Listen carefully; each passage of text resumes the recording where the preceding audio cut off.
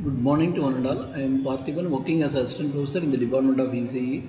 Now I am going to talk about the subject electron devices which is coming under the regulation R 2025. The subject code is EC25C01. Particularly I am going to talk about the unit 3 under which the common emitter connection is the topic we are going to discuss. Earlier we have seen about the common base connection and its characteristics. Now we are going to see about the CE mode. In this circuit arrangement, the input is applied between the base and the emitter and the output is taken from the collector and emitter. Here the emitter is used as a common terminal for both in the input side as well as on the output side. Hence the name that is called CE connection, or it is also called common emitter connection. The first diagram depicts the NPN transistor.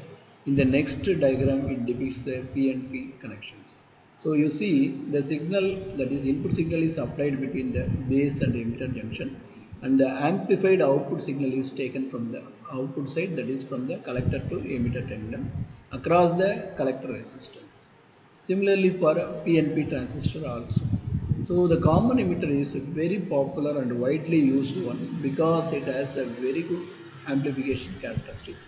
The base current amplification factor, which is represented by means of the literal beta, it is nothing but the ratio between the input current and to the output current. So the input current is nothing but the IB and the output current is nothing but the IC. So the ratio between these two is called current amplification factor. That is beta, it is equal to del IC divided by del IB. Generally the value of beta is quite high. It can range from 20 to 1500 also.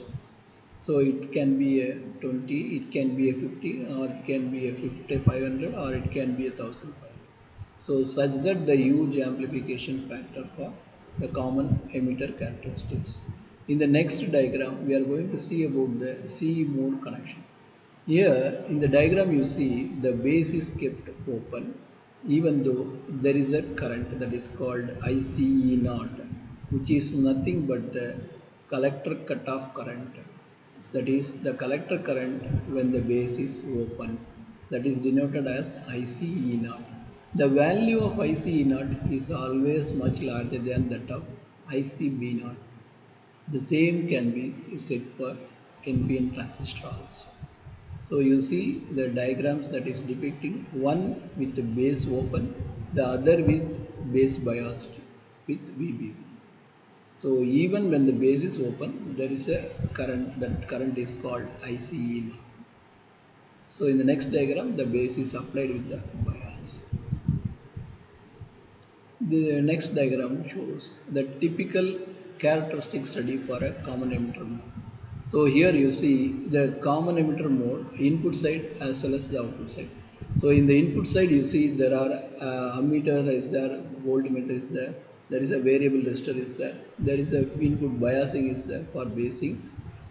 Similarly, in the output side, you see there is a ammeter is there is a voltmeter is there is a variable resistor is there with the output bias, that is for collector bias VCC. So by varying the variable resistor, we can able to vary the voltage as well as current. On the either on the input side, the same can be set for output side also. So for studying the input characteristics, we have to vary the VBE versus IB characteristics. For studying the output characteristics, we have to vary the VCE versus IC characteristics. So we have to take two parameters on the input side, then we will say it's input characteristic. If you take two parameters on the output side, then we will say it's an output characteristic. In the diagram, we can see the input variation. In the x-axis, we are having the VBE with volts. In the y-axis, we are having the IB with the microamps. So you see, by varying the VCE, we can able to vary the characteristics. That is clearly shown in the diagram. It also resembles as if like a forward biased diode characteristics with the typical cut-in voltage or knee voltage as shown. So the input characteristics virtually resembles as if like a diode in the forward biased mode. The input resistance can be calculated by means of the formula Ri is equal to del VBE by del IB. It is nothing but the R is equal to V by I formula, keeping VCE as constant. So this shows the input resistance value. Similarly, we can also study the characteristics of output characteristics. So it's a variation between the IC and VCE, keeping IV as constant. In the diagram, you can see the variation of common emitter characteristics in the output mode. So in the x-axis, we are taking the VCE. In the y-axis, we are taking the IC. So by varying the IB, we can able to vary the characteristics. When IB is equal to 5 microohms, you see it is having an IC is very less. When IB is equal to 20 microamps, you see the IC value which will be around 4 milliamps. So the transistors are always operated in the region above the knee voltage or cut-in voltage or breakdown voltage that we can see. So from this diagram we can be able to study the characteristics of CE in the output characteristics.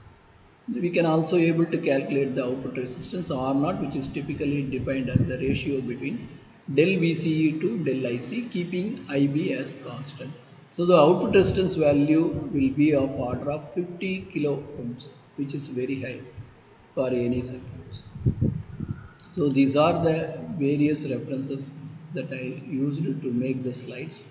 So thanking you one and all for hearing my lecture patiently. Once again, thank you all for hearing my lecture.